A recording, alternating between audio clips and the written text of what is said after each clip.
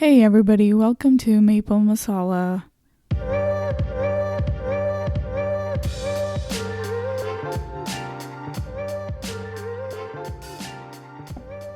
Hello and welcome back to another episode of Maple Masala. This is your host Shireen and I hope you all are doing well. In today's episode, we're going to be talking about Canada's healthcare system. So about this topic, there's not a lot of people that know how it works, how exactly it works, and what are the advantages and what are the disadvantages. But we're going to cover those in this episode today, and we'll dive into that. Before we dive into it, I want to take a moment to thank all of my listeners. The response has been great, and I am so glad, so grateful for all of you to listen to the previous episodes and send me feedback. So yeah, there's been a couple responses in my DMs about how great the show is, and it's so great to hear from all of you. Honestly, it means a lot.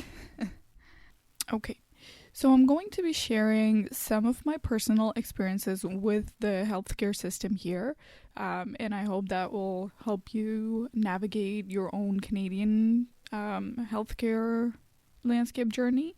And you can just navigate that with confidence. Whether you're a lifelong Canuck or a newcomer to this land, understanding how healthcare works is essential, especially when it comes to your well-being. So I think it's really important before you dive into any of these journeys, like even if you're going to a different country, let's say you're going to the States or you're going to the UK, a person must know the system of how its healthcare works, because obviously it's the priority. So yeah, this is something that I wish I had known before.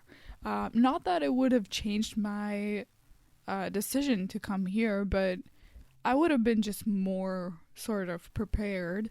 But as they say, you can never be prepared enough. But yeah, I did do some research before coming to Canada, but I did not really look into or dive deep into how this system works. And there's a lot of things, a lot of the things that you find out once you actually, when you're in person, when it's hands-on.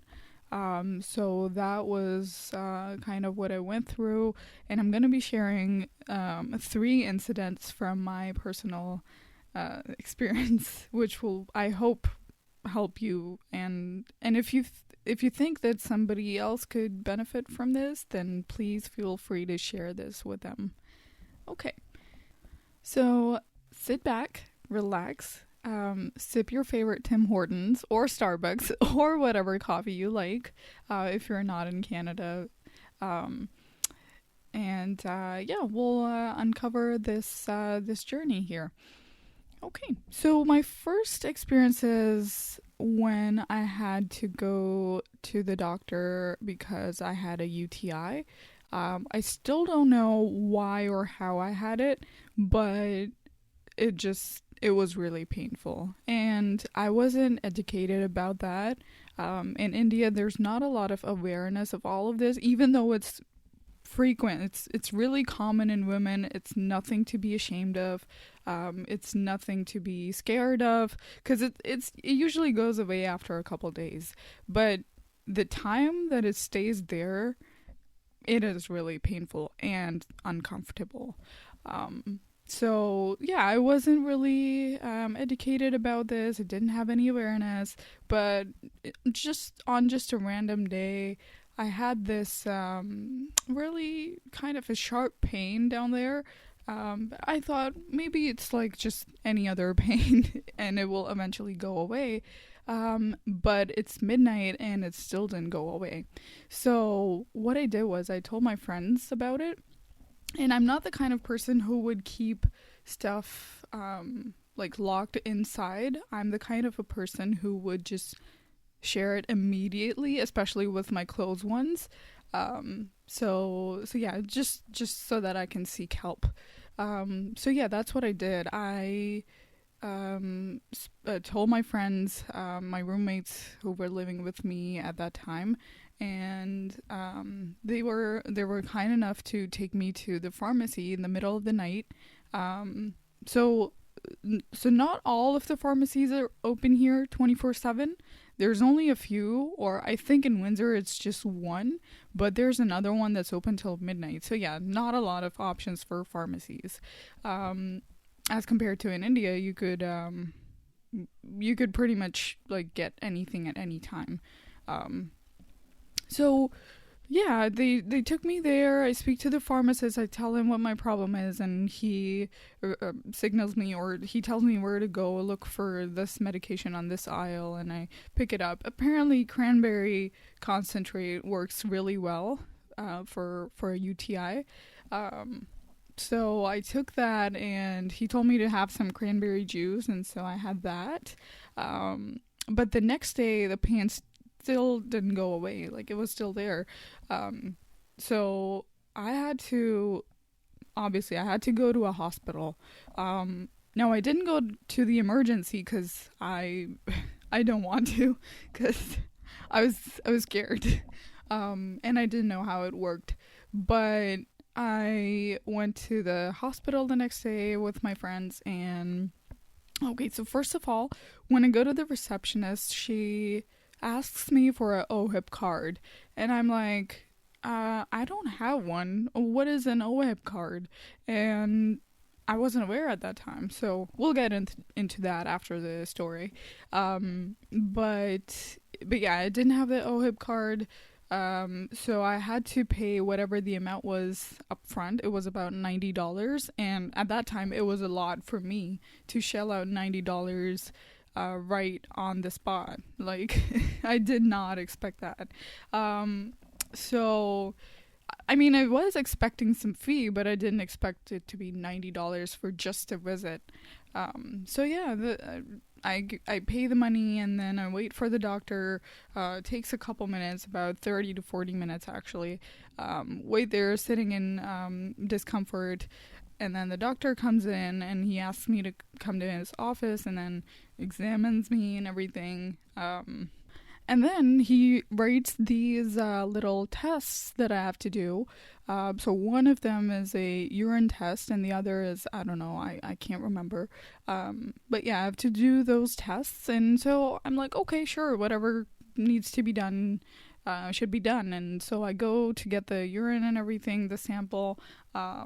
When I come back, I hand them the sample back, and they come back to me after a couple minutes, and this is funny because they say, it's a weekend, the lab's closed, we can't really send your sample off for testing.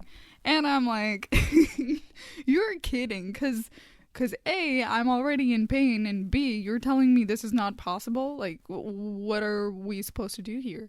And then, so, at that time, they write me this prescription, which, again, I have to pick it up from another pharmacy. So I have to pay for that, and on top of that, I have to pay for the tests, which I remember were $50. So $90 plus 50 plus a little extra for the medication. So I almost spent around $200 just for a visit. And then they can't really store my samples, obviously. They can't wait until Monday to store it because they need the sample fresh off. I mean, you I guess you get what I mean, right? So so yeah, I have to just like take the medication, and it didn't really help, to be honest. And I was still sitting there in pain, but after a couple days, it was okay. So I was apparently I was not drinking enough water. It's I think it's a universal problem. Women don't drink enough water. Ladies, please hydrate. That was my first experience, and it wasn't too great. And it's funny because why are the labs closed on a weekend? Like, it should be a 24 hours, 7 days a week kind of thing, but apparently it's not. So yeah, that was disappointing. The second time when I had to go see a doctor was again something related to a UTI with me. So I go, well, at that time I had a virtual doctor facility. So this was provided to me by my employer at that time. And this is, I think I'm talking about last year, yeah. So I have this virtual doctor. I tell them my problem, and they write some like requisition kind of a thing. They tell me what tests need to be get done. So I go to the labs in the city, and I just want to get these tests done, right? So I asked them, hey, can I please? I have this requisition. I have this order. Basically, it's an order from a doctor written for the lab physician or whatever. They look at it and then they're like, okay, we can do testing for you. Unlike in India, you can just go to any lab. You don't really have to show that you need a doctor's note for that. Like, even if I want to get a blood test done or blood work done, I really don't have to show any proof. I mean, they do ask for it, but it's kind of, it's more accessible is what I would say. So I go to the labs. They reject, saying that they can't accept any other doctor's note. Number one, why? Like, isn't that enough for you that a doctor sent off this note for you? And I mean, I had all sources for them to verify it, and so they didn't really, well, they actually did do one of the tests, but then for the second one they were not able to do that for some reason. I don't know why. So yeah, they reject that. I try another lab. They reject that again. I try another one, and I almost cover all of the labs in one day in the city. But none of them would accept that doctor's note. So at last, I go to this urgent care clinic again, which I mentioned about in the last scenario too. So I go to that urgent care, and the receptionist is really rude with me. So what she does is, I ask her, I'm like, okay, I have this requisition and I need to get these tests done. Could you please help me out with this? She's like, nope, we can't accept it. Which I kind of, I kind of assumed that she would say that. So I was prepared and I said, okay, forget about this requisition. How about you show me your doctor? Like, I want to see your doctor. Please put me in the waiting line and I'm ready to wait, even though I'm in so much pain. Right. So she's like, nope, you can't see two doctors in one day. And I was like, who the heck made that rule? Why would you deny a patient from seeing a doctor? And she's like, no, I can't do anything about it. It's a rule. And I'm like, okay, well, then what do I do, miss? Because I'm in a lot of pain. She's like, go to the ER, which is the emergency. And I'm like, no, thank you. Because, hear me out on that one. Because I've heard a lot of the people that I know who had such bad experiences with the ER, they had to wait about 6 to 7 hours just to see a doctor. I remember one time my friend told me that they cut their finger off at work because they were a chef. So like they were chopping and they cut their finger off and it was bleeding profusely, and the doctor just won't see them because it's obviously there's so many people in the ER, and they won't look at you unless you're actually dying, like you're literally on the deathbed, like you're bleeding to death, or if you're unconscious. Those are the only cases when they would see you. Other than that, you have to wait there for about minimum of 5 hours. So I was definitely not gonna go there. And I have some statistics to actually show this to you. I'm not even making this up. So it says that according to the report from Fraser Institute, and Fraser Institute is a really renowned institute. They conduct researches and they have all these surveys.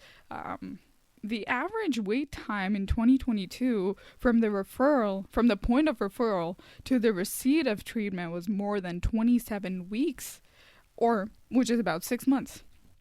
So that is something that I would like to describe in detail a little bit how that works. And also, there's a lot of patients that are dying on waiting lists just like that. It's not funny, I know, but it's really tragic, and the government definitely needs to do something about it. Um, so yeah, there's about, even if you want to get an ultrasound done, there's like a minimum 15 days of wait or something like that. But I'll tell you how that all of that works, right?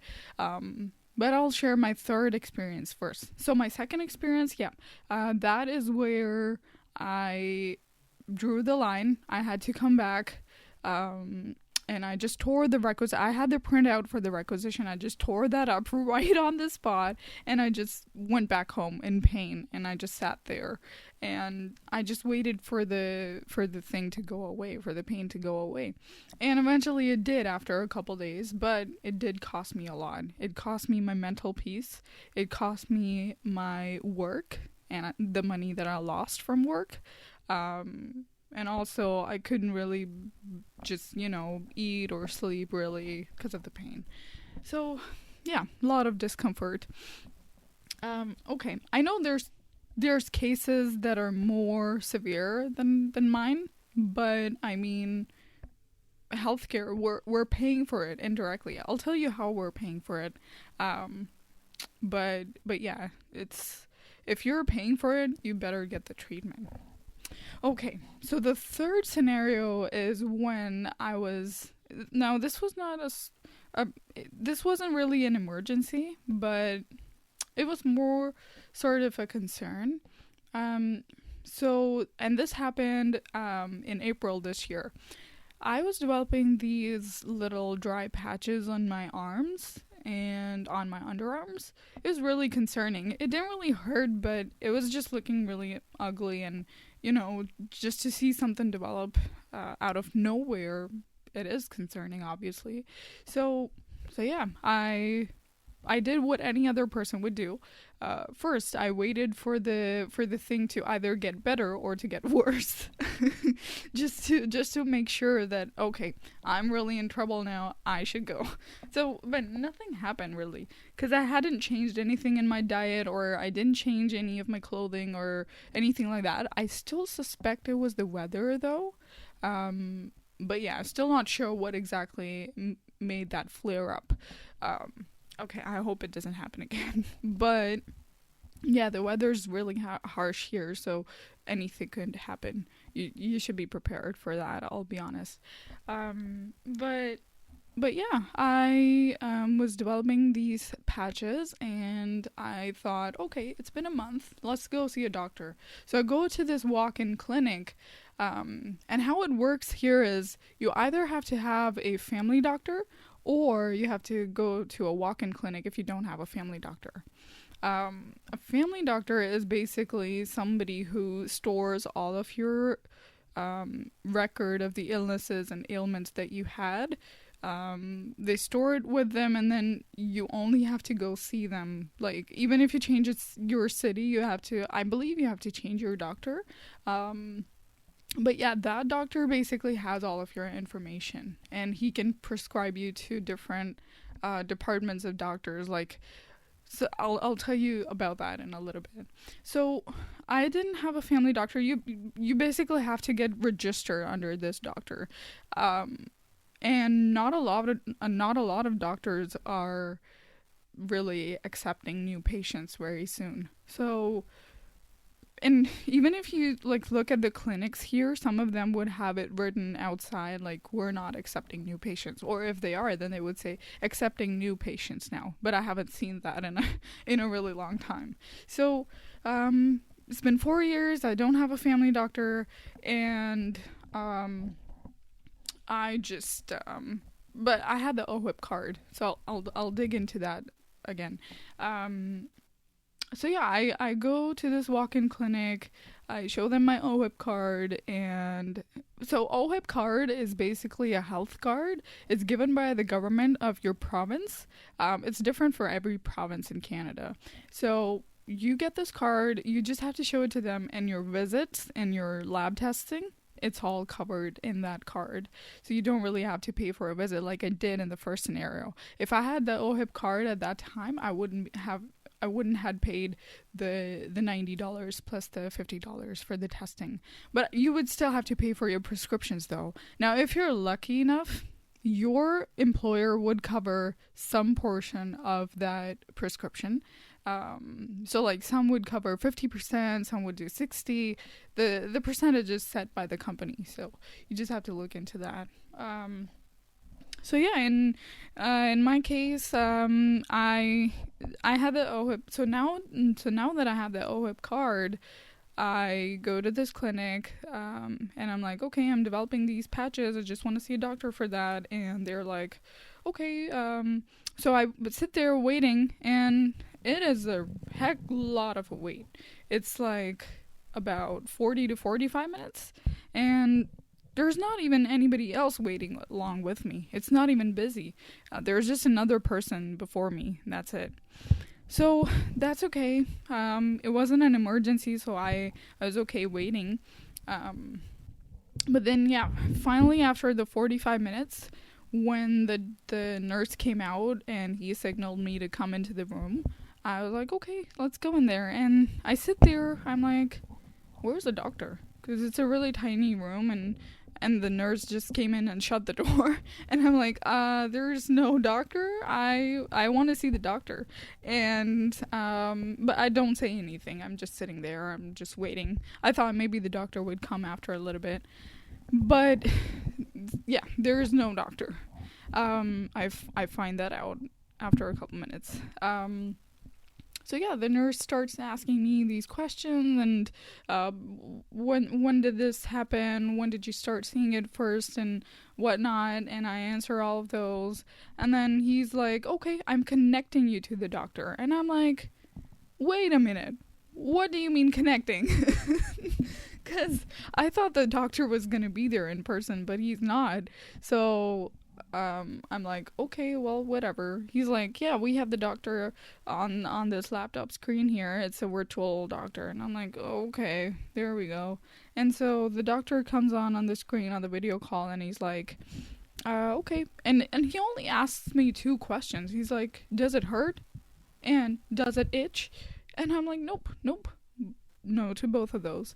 And he's like, okay, well, I'm referring you to a dermatologist. And I'm like, that's it? You're not gonna assess my skin or anything? You're not gonna examine whatever's going on? And he's like, nope, I already saw that, because the nurse took the pictures and sent it to doctor. And I'm like, okay, well, if you can tell from the image, then that is great. You have some superpowers. But yeah, he refers me to the dermatologist, and that is how it works, right? So the doctor refers you to the specific department that you need to see. Like if you're having a problem with your stomach or something, then they would refer you to a endo. And I don't know, I'm not really good with the medical terms, but they would refer you to that specific department. Like if you want to see something related to brain, they would send you to neurology, or if you're, yeah, just something like that. So that's what they do. He told me, so the nurse is just writing this little note, and he gives me the note, and the note has a phone number on it, and he's like, okay, you will get a call from this phone number, and they will let you know when your appointment is, and the wait time is between 3 and 6 months. I'm like, wait a second. 3 and 6 months? Okay, I get it, it's not an emergency, but what if something concerning happens? You know, there's always this fear. You always have this little doubt in your mind, like, what if, you know? And I thought, what if this is cancer? And that's what I asked him. And he's like, no, it doesn't look cancerous to me. It's fine. And I'm like, well, then tell me, what do you think it is? And he's like, I don't know. And then I'm like, then how can you say that it's not cancerous? you know. But I didn't argue at all with the nurse. They're really nice. Nurses already don't get enough incentive in Canada, and that's why they're forced to leave Canada and work in the United States, especially in Windsor. There's a really huge shortage of nurses here, I believe. Even though we have so many, there's just not enough for them to cover the population. I also read that there's about 2,000 nurses trained and educated in Canada that have left to work in the US system just because they get more benefits and better pay and more. Well, the respect's the same. We respect our nurses a lot. I mean, they're like gods. but yeah, they just get more incentive in the United States. So from Windsor, they go to work to Detroit, which is right across the river here. So they work in Detroit and other cities in Michigan. So yeah, I come back home again with no resolution. Wasted my time. And the problem is still there. And now I have to wait for the call from this clinic. And guess what? I got the call in September this year. I got the call around, I think my appointment was on the 6th or the 7th of September. So almost like, 6 months later? Is when I got the response. And see, the statistics were correct. You have to wait up to 27 weeks in order to be referred and then get the treatment. There's another survey here. It's from Ipsos. Now again, Ipsos is a well-known multinational market research and consulting firm. They conduct surveys for market research and all of that. And they showed that only 48% were satisfied with their provincial healthcare system. 33% of the population are not certain whether they would receive adequate care if they were to fall sick. So I guess the system only works better for the citizens, but again, they have to wait in order to get an appointment. With your family doctor, you still have to wait a couple days. Now, if you're lucky, and also depending on the severity of your case, you may be given an appointment earlier, but I've heard it takes a minimum of 2 business days. So yeah, your only option is either to go to the ER emergency, or you have to go to your personal family doctor or a walk-in clinic. Now, how the health card works is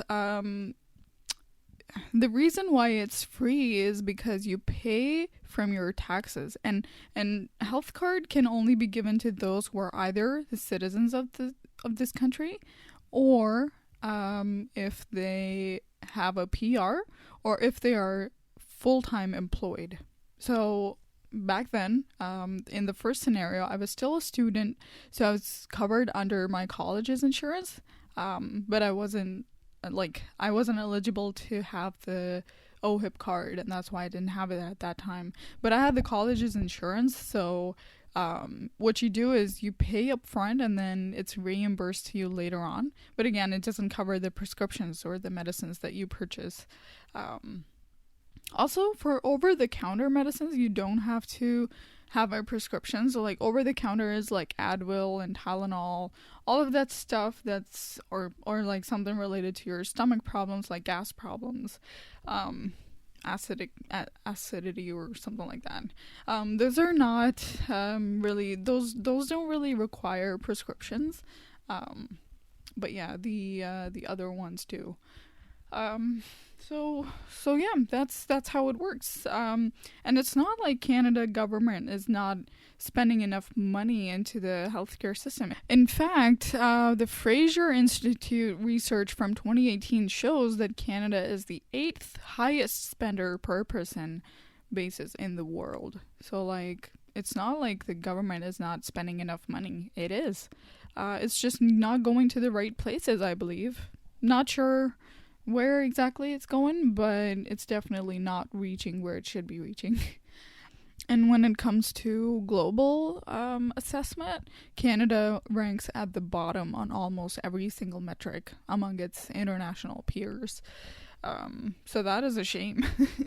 Yeah, I'm not sure, because the government should definitely look into this. I mean, a large chunk of the population is immigrant, and we're just all the working people are paying taxes, and especially in Ontario, the taxes are way too high than any other province. I believe British Columbia is the topmost, where the tax percentage is like the highest, and then I think the second highest is in Ontario. So yeah, the people are paying enough money, it's just not reaching to the right spots. And yeah, in all, my experience hasn't been great with the system here. Anytime I have an inconvenience, any discomfort, I have to rely on my parents to send me the medicines from India. So, my dad, he did send me the medication for my patches on my skin. He did send me the medication, but it actually reached to me after 2 months. So it reached to me after at the end of May, I believe. So yeah, that was really inconvenient, but and it takes a lot of money, especially from India, to send the medicines or anything if you want. Takes a lot of money. But yeah, wastes a lot of time too. So yeah, I think when it comes to healthcare, it shouldn't take too long. Okay, so with this, we're coming towards the end of the episode, and we'll like to end it with the quote of the day. And today is going to be: half knowledge is like a double-edged sword. It can cut you and those around you. And in Hindi, it would be Adi jankari hanikaraka hai. So I wish somebody had reminded me of this quote when I was about to come here. But I think it's okay. People learn, and that's why I have this episode out for you guys, so that you can learn in advance and take the steps necessary. Maybe bring some medication along with you already, those who are about to come here. And the ones who are already here, I'm sure you all can relate. I'm sure you all have that one experience that was really bad with you. A minimum of one experience. So yeah, that was it for today. And again, thank you so much to everybody who's listening, to everybody who's sending their feedback to me. I am deeply, deeply grateful for all of you guys, and keep listening, keep sharing. We'll see you in the next one. Bye-bye.